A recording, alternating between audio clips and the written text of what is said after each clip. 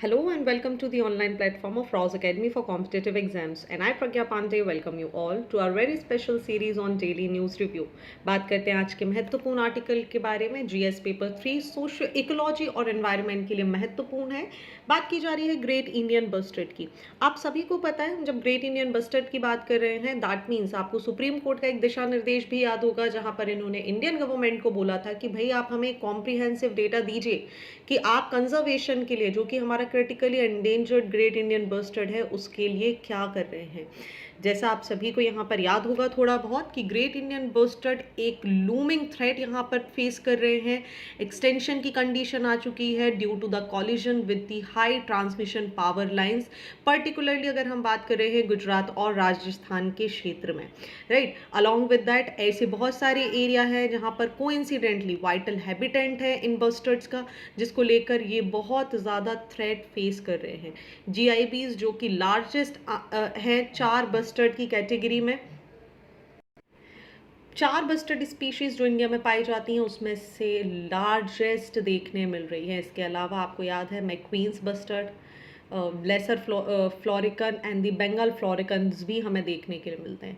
साथ ही हमें याद भी रखना होगा कि ग्रेट इंडियन बस्टर्ड की बात कर रहे हैं तो ये स्टेट बर्ड है राजस्थान का, क्रिटिकली एंडेंजर्ड की कैटेगरी में इसको यहाँ पर रखा गया है। IUCN ने क्रिटिकली एंडेंजर साइट्स ने अपेंडिक्स 1, और वहीं अगर हम कंजर्वेशन ऑन माइग्रेटरी स्पीशीज की बात करें तो अपेंडिक्स 1, और इंडिया में वाइल्ड लाइफ, इंडिया के अगर हम वाइल्ड लाइफ प्रोटेक्शन एक्ट 1972 की बात करें तो शेड्यूल 1 का इनको यहाँ पर पार्ट बनाया गया है। ऐसे में इंपॉर्टेंट हो जाता है कि जिस तरीके से क्लाइमेट कंडीशन चेंज हो रही है, क्या महत्वपूर्ण चीज़ें हैं जो ग्रेट इंडियन बस्टर्ड को लेकर की जा रही है। So this particular article is all about climate action verdict and the great Indian bustard. अब देखिए, रिसेंटली अपने एक जजमेंट में आपको याद है सुप्रीम कोर्ट ने ये बात भी रिकॉग्नाइज करी है कि फंडामेंटल राइट्स जो हैं हमारे, वो कहीं ना कहीं उसके बदले में हमें एक राइट दिया गया है क्लाइमेट के लिए। क्लाइमेट चेंज से लेकर भी हमें एक राइट यहाँ पर ग्रांट किया गया है। ये जजमेंट यहाँ पर बात कर रहा है एक सिग्निफिकेंट अटेंशन जो कि एनवायरमेंटलिस्ट, हमारी गवर्नमेंट सभी को लेकर यहाँ पर करना चाहिए। और यहीं पर आर्टिकल डायरेक्ट बात करता है ग्रेट इंडियन बस्टर्ड के बारे में। कॉम्प्रिहेंसिव व्यू यहाँ पर ये आर्टिकल एक एनालिसिस क्रिएट करने की कोशिश करेगा। अगर हम बात करें तो ये राइट बहुत इंपॉर्टेंट हो जाता है, क्योंकि ये कहीं ना कहीं कोर इशू जो कि हमारा एनवायरमेंट है, जो हमारा क्लाइमेट है, उससे लेकर बात कर रहा है। स्टेट ऑफ राजस्थान और गुजरात की बात करें तो क्रिटिकली एंडेंजर्ड जीआईबीज के लिए इंपॉर्टेंट है। इसी समय अगर हम बात करें तो दोनों स्टेट्स एक सिग्निफिकेंट पोटेंशियल भी रखते हैं अपने पास, जहां पर ये सोलर और विंड पावर को यहाँ पर डेवलप करेंगे।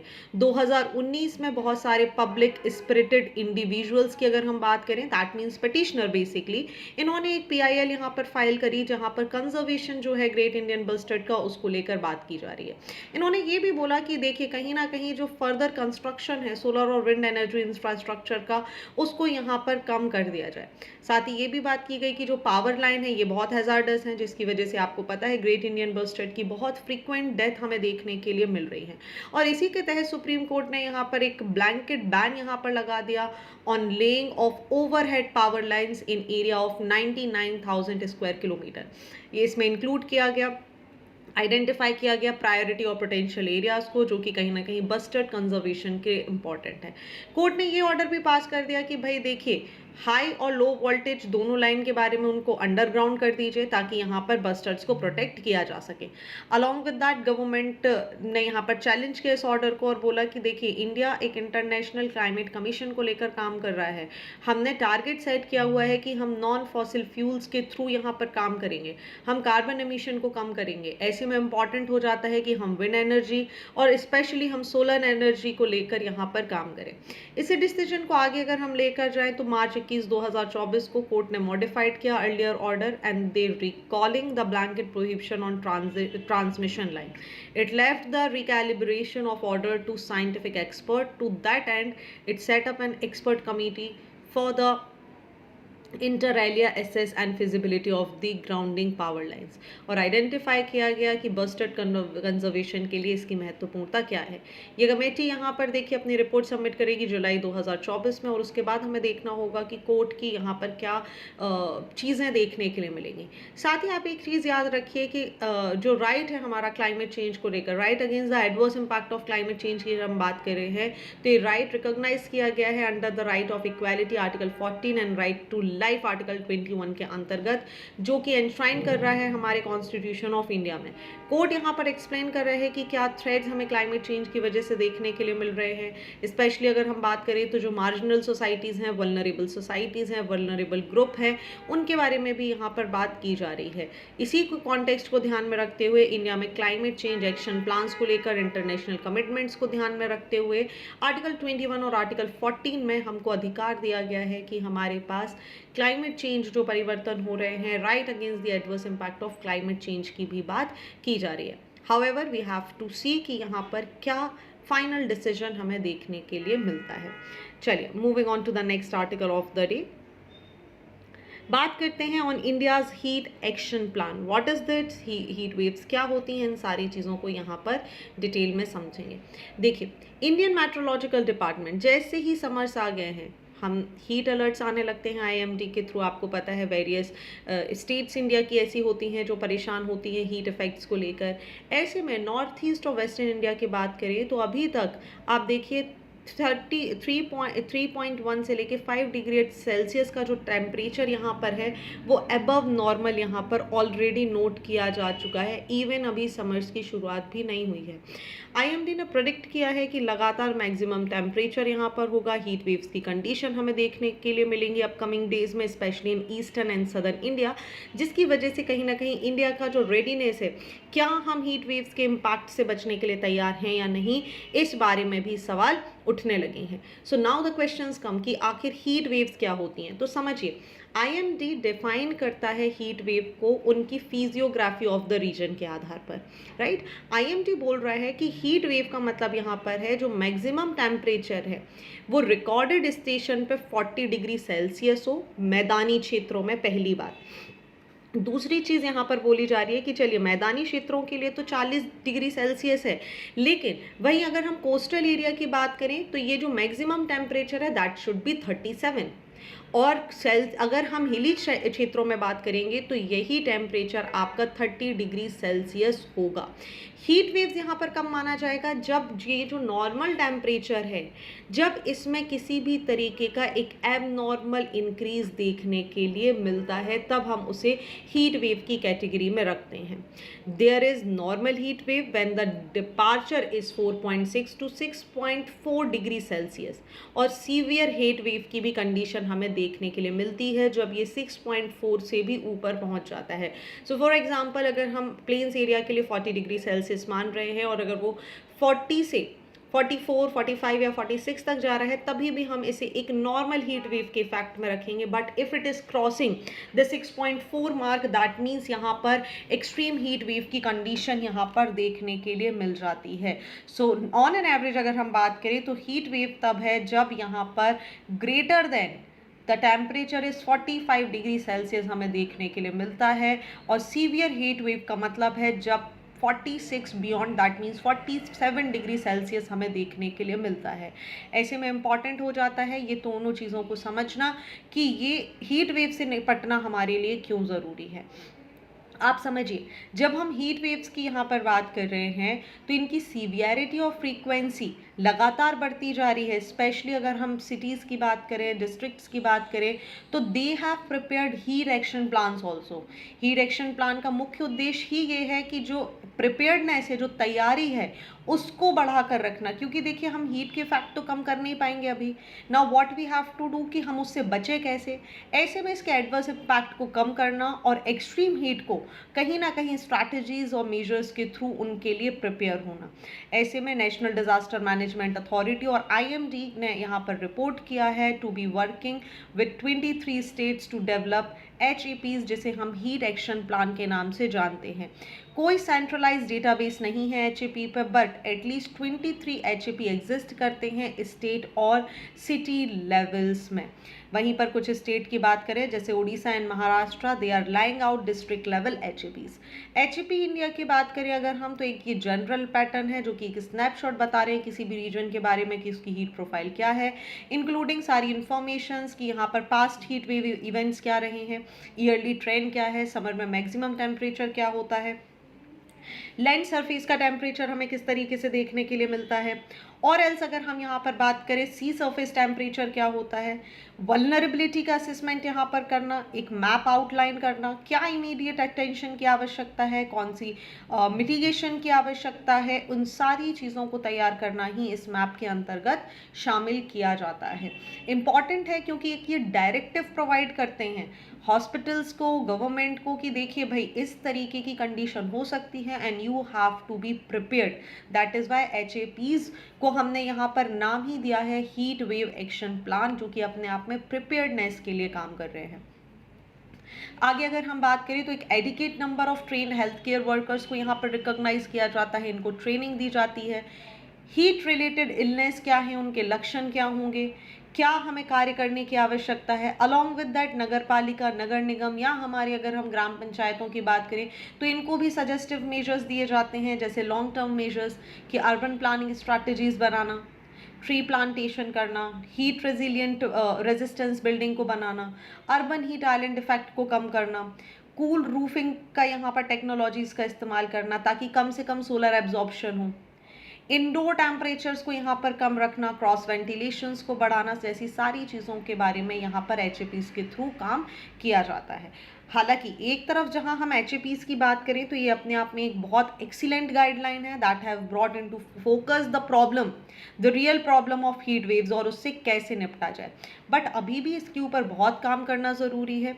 एक अगर हम नेशन के हिसाब से बात करें तो हमें एक वल्नरेबिलिटी इंडेक्स यहाँ पर चाहिए होगा, ठीक है, कि किस तरीके से एक्सट्रीम टेम्परेचर है, चलिए हीट वेव की कंडीशन है, then urban heat island effect क्या है, उसको कैसे कम किया जाए, रूफिंग किस तरीके की होना चाहिए, प्रॉक्सिमिटी ऑफ वाटर या ग्रीन वाटर बॉडीज कितनी होनी चाहिए इसके आसपास, राइट ये चीज़ें यहाँ पर पता होना चाहिए। अगर हम बात करें कि मोस्ट HAPs जो हैं ये कंडक्ट कर रहे हैं एक vulnerability assessment during the development of plan, ये जो मेथड अडॉप्ट की जा रही है ये इनकंसिस्टेंट है।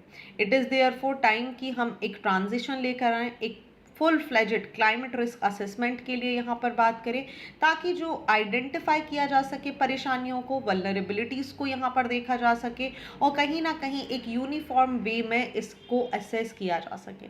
अलॉन्ग विद दैट अगर हम एक और नेक्स्ट समस्या की यहाँ पर बात कर रहे हैं तो जितने भी HAPs हैं इनकी प्रायोरिटी है protection of vulnerable population such as low economic communities, children and elderly, but what is missing are targeted intervention that accounts for varying need of population based on the local social and demographic factor. In addition to अगर हम इसके बात करें 90% से भी ज़्यादा India की जो इकोनॉमी है वो इनफॉर्मल सेक्टर में है। दैट मीन्स ये कहीं ना कहीं विजिबल है, वायबल है कि अपने घरों के बाहर निकलेंगे, चाहे हम रिक्शा पुलर्स की बात करें, चाय वाला की बात करें, हाउस होल्ड हेल्पर्स की बात करें, सैनिटेशन वर्कर की बात करें, या फिर हम बात करें किसी भी पब्लिक हेल्थ को ध्यान में रखते हुए, तो इनको भी यहाँ पर कंसर्न में लेकर आना होगा। नेक्स्ट प्रॉब्लम इज HAPs, ये यहाँ पर सिग्निफिकेंस हमें देखने मिल रही है, राइट देखिए रिसोर्स अलोकेशन नहीं है, HAPs can very significantly dependent on कि लोकल गवर्नमेंट की प्रायोरिटी क्या है, कैपेसिटी अवेलेबिलिटी क्या है। ऐसे में इंपॉर्टेंट हो जाता है कि कहीं ना कहीं एक state, civil society, organisation, workers union के बीच में एक सामंजस्य स्थापित हो, एक फाइनेंशियल मैकेनिज्म स्थापित हो ताकि जो हीट वेव्स के इम्पैक्ट हैं इनको कम किया जा सके। ऑलराइट, तो ये था इस पर्टिकुलर आर्टिकल के बारे में। आई होप यहाँ तक आपको सारी चीज़ें क्लियर हो चुकी होंगी। आप याद रखिएगा यहाँ पर हमने कुछ टर्म्स को डिस्कस किया है। First is the heat wave island effect. ये क्या होता है इसको मैं आपको थोड़ा सा इजी फॉर्मेट में समझाने की कोशिश कर देती हूँ। देखिए heat wave island, urban heat island effect के बारे में अगर हम यहाँ पर बात करें तो इसको डिफाइन किया जा सकता है एक लोकल और टेम्परेरी फिनोमेना जो कि किसी pocket with in a city की अगर हम बात करें जहाँ पर हायर हीट लोड हमें देखने मिल रहा है comparative to its surrounding areas. ये राइज हीट बेसिकली होता है बिल्डिंग्स के कारण, हाउसेस के कारण, सिटीज़ के कारण, क्योंकि इनको अधिकतर कंक्रीट से बनाया जाता है जहाँ पर हीट ट्रैप हो जाती है और बाद में एमिट बैक नहीं कर पाती। इसकी वजह से होता क्या है, नियर बैक एरिया के कंपैरिजन में कुछ एरियाज़ का जो टेम्परेचर है वो 3 से 5 डिग्री सेल्सियस ज़्यादा होता है। इसीलिए अगर आप देखेंगे तो cities are more hotter than the rural area. कारण क्योंकि सिटीज़ में आप देखेंगे तो अधिकतर आपको पेड़ पौधे प्लांटेशन की यहाँ पर कमी देखने के लिए मिलेगी। भाई अगर हम रूरल एरिया में जाए तो they are blessed with green cover, plantation है, फार्मलैंड्स हैं, फॉरेस्ट हैं, ट्रीज हैं, सारी चीज़ें यहाँ पर देखने मिलती हैं, जिसकी वजह से यहाँ पर अर्बन हीट का इम्पैक्ट कम देखने के लिए मिलता है। सो बहुत सारे कारण हो सकते हैं। पहले तो कंस्ट्रक्शन एक्टिविटीज़ में कंक्रीट का इस्तेमाल होना, एसफॉल्ट का इस्तेमाल होना, डार्क सर्फेसेज आजकल ज़्यादा एक फैशन चला हुआ है कि हम डार्क सर्फेसेज बना रहे हैं, जिससे एल्बिडो और एब्जॉर्प्शन ऑफ हीट यहाँ पर इंक्रीज हो जाता है। अलॉन्ग विद दैट हम ज़्यादा से ज़्यादा एनर्जी का कंजम्पशन कर रहे हैं, एयर कंडीशनिंग का इस्तेमाल किया जा रहा है। अर्बन आर्किटेक्चर की अगर हम बात करें तो कहीं ना कहीं सर्कुलेशन ऑफ एयर यहाँ पर हिंडर होता है, विंड स्पीड जिसकी वजह से कम हो जाती है, और नेचुरल कूलिंग इफेक्ट जो है वो भी कम होता है। बेसिकली इसको हम अर्बन कैनियन इफेक्ट भी बोलते हैं। अगर आपको ये चीज़ जाननी हो तो आप ये याद रखेंगे, इसे अर्बन कैनियन इफेक्ट भी बोलते हैं, which is also one of the good term that you can use in your examination. Along with that बहुत कम ही ट्रीज़ और ग्रीन एरियाज़ का यहाँ पर होना, अत्यधिक ट्रांसपोर्टेशन का होना, जैसी सारी चीज़ें अगर हम देखेंगे तो कहीं ना कहीं अर्बन हीट आइलैंड इफेक्ट को यहाँ पर बढ़ा रही हैं। चलिए बात करते हैं अगले आर्टिकल के बारे में कि China which is the fastest growing economy.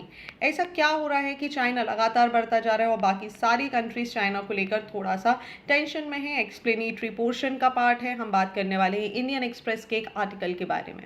China जो कि कहीं ना कहीं एक स्ट्रॉन्गेस्ट प्रोजेक्ट कर रहा है अपनी इकोनॉमिक ग्रोथ को, which is the 5.3% in the January March for the quarter of 2024।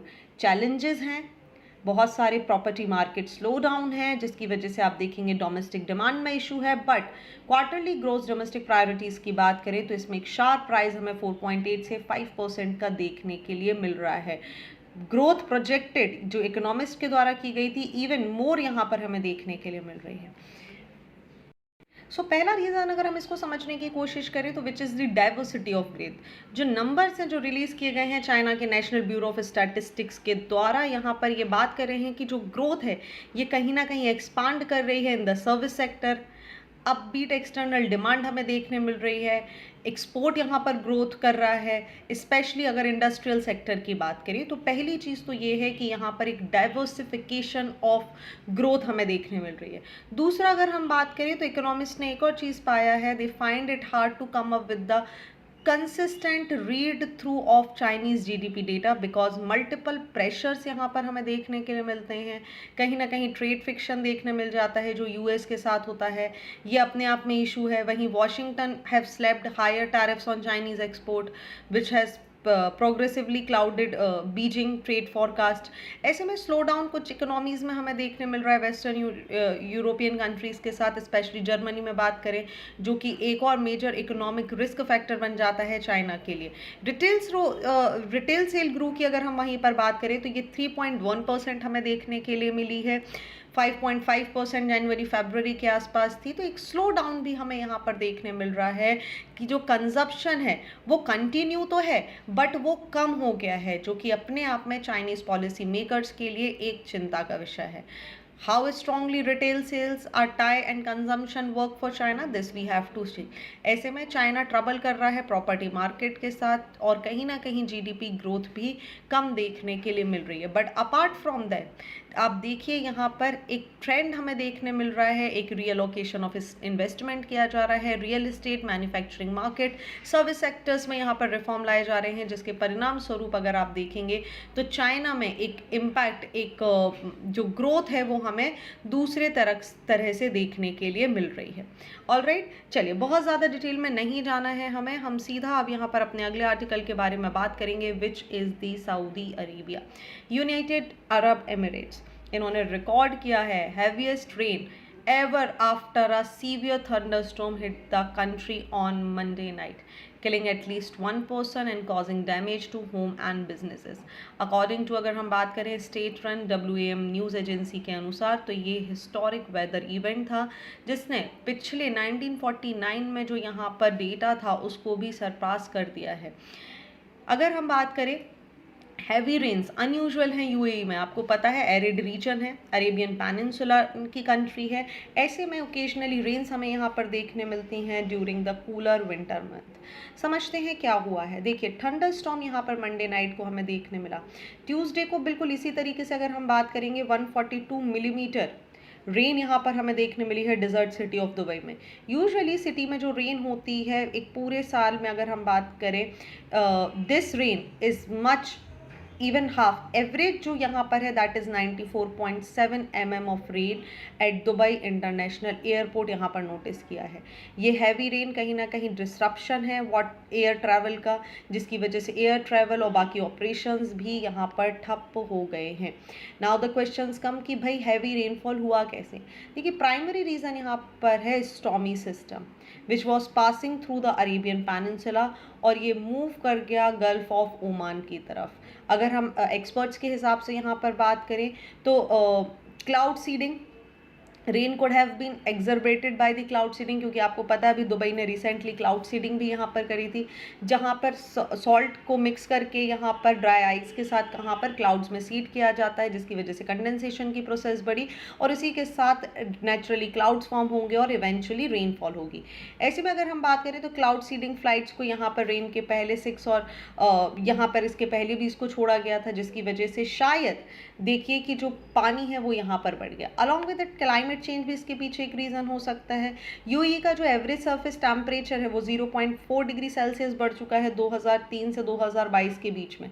ऐसे में हायर टेम्परेचर की वजह से एवेपोरेशन ऑफ वाटर हो रहा है, not only from the land, आप देखिए ओशन और दूसरी वाटर बॉडीज से भी यहाँ पर देखने के लिए मिल रहा है। ट्रांसपिरेशन की प्रोसेस हो रही है विच मीन्स एक वार्मिंग एटमॉस्फेयर कहीं ना कहीं ज़्यादा से ज़्यादा मॉइस्चर को होल्ड कर सकता है। For every 1 degree Celsius rise in अगर हम टेम्परेचर की बात करें तो एटमॉस्फेयर की कैपेसिटी बढ़ जाती है कि जितनी बार 1 डिग्री सेल्सियस बढ़ेगा उतना ही 7% ज़्यादा मॉइस्चर ये यहाँ पर होल्ड कर सकते हैं। ऐसे में प्रेसिपिटेशन और उसकी इंटेंसिटी के चांसेस भी बढ़ जाते हैं, जिसकी वजह से सीवियर फ्लडिंग की कंडीशन हमें देखने के लिए मिलती है। और यही घटना घटी है किसके साथ, यूएई के साथ, दुबई के साथ हम यहाँ पर बात करें। ठीक है, नाउ द क्वेश्चंस कम कि आखिर क्लाउड सीडिंग क्या होता है, व्हाट इज दिस कॉन्सेप्ट जिसके बारे में यहाँ पर बात की जा रही है।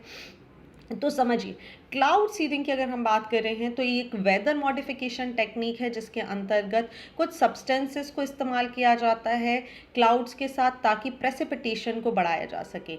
टिपिकली अगर हम देखें तो एक तरीके का बारिश का प्रकार है, स्नो का प्रकार भी हमें देखने के लिए मिल सकता है। सो क्लाउड सीडिंग की जैसा मैंने आपको बात करा, प्राइमरी गोल यहाँ पर होता है प्रेसिपिटेशन को बढ़ाना और ऐसे क्षेत्रों में ज़्यादातर किया जाता है जहाँ पर बारिश की कमी देखने के लिए मिलती है। सबसे पहले देखिए क्या किया जाता है, एक टारगेटेड क्लाउड को ढूंढा जाता है जो कि सुपर कूल्ड वाटर ड्रॉपलेट्स की कंडीशन में हो, which are water droplets that remain in a liquid state at temperature below freezing. दूसरी बात, यहाँ पर कुछ क्लाउड सीडिंग एजेंट्स का इस्तेमाल किया जाता है, जैसे सबसे इंपॉर्टेंट हो जाता है हमारा सिल्वर आयोडाइड। ठीक है, silver iodide most widely use किया जाता है सीडिंग एजेंट्स के रूप में, जिसकी वजह से स्नोफॉल जैसी चीज़ें यहाँ पर बढ़ जाती हैं। क्रिस्टलाइन स्ट्रक्चर होता है सिमिलर ऑफ आइस, जिसकी वजह से कहीं ना कहीं फॉर्मेशन ऑफ आइस क्रिस्टल को बढ़ा देता है। दूसरा हमारा आ जाता है कैल्शियम क्लोराइड। कैल्शियम क्लोराइड की बात करें तो इसको भी क्लाउड सीडिंग में इस्तेमाल किया जाता है इन वार्मर क्लाउड्स ताकि रेन ड्रॉप फॉर्मेशन को बढ़ाया जा सके। इसके अलावा potassium iodide, dry ice, propene, calcium carbide, ammonium nitrate, sodium chloride, urea compounds को भी यहाँ पर इस्तेमाल किया जाता है। एक बार एयरक्राफ्ट के द्वारा इनको इंजेक्ट किया जाता है सिल्वर आयोडाइड या दूसरे सब्सटेंस को एटमॉस्फेयर में। दूसरी बात, यहाँ पर केमिकल मिमिक करते हैं पार्टिकल्स, यहाँ पर एक सरफेस कंडेंसेशन और इसके थ्रू यहाँ पर वाटर ड्रॉपलेट्स बनती हैं और एक बार कंडेंसेशन की प्रोसेस हो गई, सैचुरेशन पॉइंट अकर हो गया, तो इसके साथ ही आपको देखने के लिए मिलती है बारिश। राइट। तो ये सारी कंडीशन आपको यहाँ पर समझनी होंगी। ड्रॉट मिटिगेशन करना हो, वाटर रिसोर्स मैनेजमेंट करना हो, स्नो पैक को एनहांस करना हो या एयर क्वालिटी को इम्प्रूव करना हो, उसको देखते हुए अगर हम बात करें तो क्लाउड सीडिंग का इस्तेमाल किया जाता है। हालांकि every coin has two side, जहाँ पर इसके अच्छे इम्पैक्ट हो सकते हैं वहीं इसके बुरे इम्पैक्ट जैसे टॉक्सिसिटी, एक्यूमुलेशन इन इकोसिस्टम देखने मिल सकता है।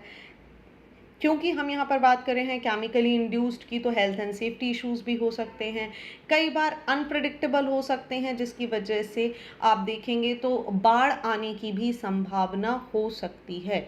ऑल राइट, चलिए बात करते हैं last article of the day के बारे में, और हम यहाँ पर समझेंगे कि किस तरीके से जो सूर्य तिलक यहाँ पर हुआ है कल रामनवमी के दिन अयोध्या में भगवान श्री राम की आइडल का यहाँ पर वो किस तरीके से कंडक्ट हुआ है। इसको समझने के पहले आप यहाँ पर इस पर्टिकुलर इस डायग्राम को यहाँ पर देख लीजिए, किस तरीके से मिरर लेंस सिस्टम को यहाँ पर लगाया गया था। जहाँ जहाँ आप L1, L2, L3, L4 देख रहे हैं, आप समझिए कि ये यहाँ पर लेंस है। वहीं M1, M2 की अगर हम बात कर रहे हैं तो ये मिरर है। मिरर यहाँ पर रिफ्लेक्ट करेंगे सनलाइट को और लेंस उसको एक कवरेज देंगे जिस डायरेक्शन में, जिस स्पेसिफिक डायरेक्शन में हम इसका इस्तेमाल करना चाहते थे। देखिए, सूर्य रोशनी की अगर हम बात कर रहे हैं तो ये यहाँ पर इसने भगवान जो हमारे लॉर्ड श्री राम हैं उनका यहाँ पर तिलक किया है। लगभग 3 मिनट तक ये घटना यहाँ पर घटी और ऐसे में साइंटिस्ट के द्वारा एक टेक्निक का इस्तेमाल किया गया। जो हमारे साइंटिस्ट हैं इंडियन इंस्टीट्यूट ऑफ एस्ट्रोफिजिक्स के बेंगलुरु के, उन्होंने यहाँ पर इस सिस्टम को इंस्टॉल किया है और इसी के कारण ये मिरर लेंस अरेंजमेंट की वजह से ही हमें ये 3 मिनट का एक खूबसूरत सा दृश्य यहाँ पर देखने मिला। सबसे पहली चीज़ देखिए, पहला स्टेप था प्रेडिक्शन। देखिए, when following the Gregorian calendar अगर हम बात करें, जो डेट है रामनवमी की हिंदू फेस्टिवल जो कि सबसे ज़्यादा यहाँ पर सेलिब्रेट किया जाता है, ये वेरी कर जाती है। कारण क्यों? क्योंकि ग्रेगोरियन कैलेंडर की अगर हम बात करें तो ये सूर्य आधारित है, जहाँ पर अर्थ का एक रिवॉल्यूशन सन के पास हमें देखने मिलता है 1 साल के बराबर, जो कि रफली अगर हम सोलर डे की बात करें तो 365 दिन का होता है।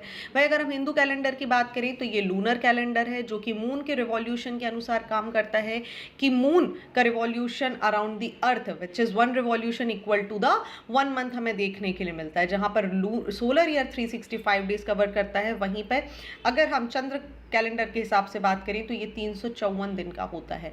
ऐसे में पूरी की पूरी टीम ने यहाँ पर क्या किया, इसको एब्जॉर्ब किया, इसको नोटिस किया, सारे एंगल्स यहाँ पर डिसाइड करे और उसके बाद डिसाइड किया गया सेकंड स्टेप कि अब क्या ऐसा करें कि जिसकी वजह से ये जो चैनलाइज्ड सन रेज हैं इनको हम डिजायर्ड स्पॉट पर लेकर आ सकें, जो कि श्री राम का मस्तक था जहाँ पर इससे तिलक किया जाए। समझिए कि हुआ क्या है। सूर्य की रोशनी की अगर हम बात करें, जो मंदिर के तीसरे फ्लोर पर लगे पहले दर्पण पर पड़ी, यहाँ से ये जो सन रेज थी ये यहाँ पर रिफ्लेक्ट हुई और एक पीतल का यहाँ पर पाइपलाइन लगाया गया। पीतल के पाइप से लगे ये दूसरे मिरर से यहाँ पर टकराई, फिर 90 डिग्री पर आप देख रहे हैं ये फिर यहाँ पर क्या हो गई, परावर्तित हो गई, रिफ्लेक्ट हो गई। फिर पीतल के पाइप से जाते हुए ये अलग अलग 3 लेंस से निकलेगी और फिर एक लंबे पाइप के थ्रू ये जो हमारा गर्भगृह वाला जो शीशा है यहाँ पर जाकर टकराई और गर्भगृह में लगे शीशे के टकराने के बाद ये जो रेज हैं ये सीधे हमारे राम लला के मस्तिष्क पर, जो कि 75 मिलीमीटर एक गोलाकार जो तिलक यहाँ पर लगाया था वहाँ तक ये पहुँची।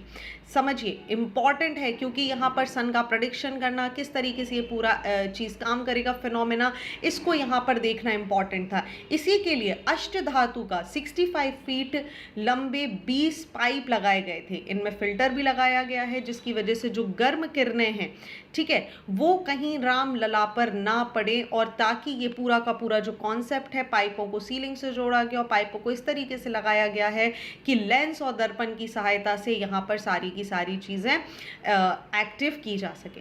वही अगर हम समझें कि ये जो लाइट है इसको 3 मिरर में, जैसा मैंने आपको समझाया किस तरीके से काम करेगा, ये ऑप्टोमैकेनिकल सिस्टम है जो कि ऑपरेट करता है एक प्रिंसिपल पे similar to that of periscope, जिसे हम ये जो आप यहाँ पर ये जो ग्राफ देख रहे थे ना, यही पेरिस्कोप के जैसे काम करता है। जो सन की पोजीशन है जो कि फर्स्ट मिरर पर पड़ेगी, that will very each year. Specially इसको डिज़ाइन किया गया है 19 गियर सिस्टम के अनुसार, जिसको एक रिक्वेसाइट एडजस्टमेंट करने के लिए काम करता है। Once a year one tooth of the gear will have to be manually turn, so that जो एंगल है वो पिक कर ले पहले मिरर को और उसके अनुसार बाकी सारे मिरर्स को यहाँ पर एडजस्ट किया जा सकता है।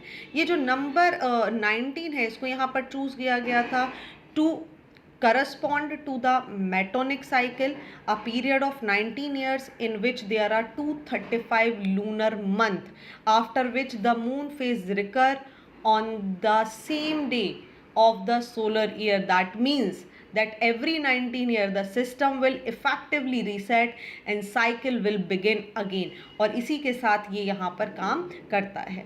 Okay, so this is the thing जिसके अनुसार यहाँ पर भगवान राम का सूर्य तिलक हुआ, और ये थे आज के महत्वपूर्ण आर्टिकल।